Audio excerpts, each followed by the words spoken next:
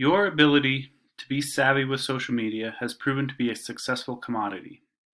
Young people within your area listen to what you have to say. We both know that young people are our future. Unfortunately, older people and generations before yours did not care about the earth like they should have. It will be up to you and your followers to come up with solutions to climate change and lead them down a path of sustainability. It can start with one small change and it can grow from there. Something as easy as recycling can have a large impact if enough people participate. Recycling saves energy and resources, reduces waste in landfills, and prevents pollution.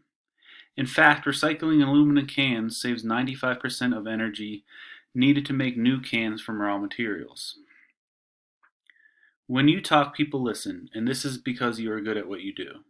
Just think of the positive change you could make if you mentioned how you like to recycle and what impact recycling can have on the environment. Not only will you be making a difference and encouraging others to do the same, posting content about recycling and saving the environment will open you up to even more followers than you have right now. You have the opportunity to make a difference while gaining followers at the same time. That sounds like a good deal to me.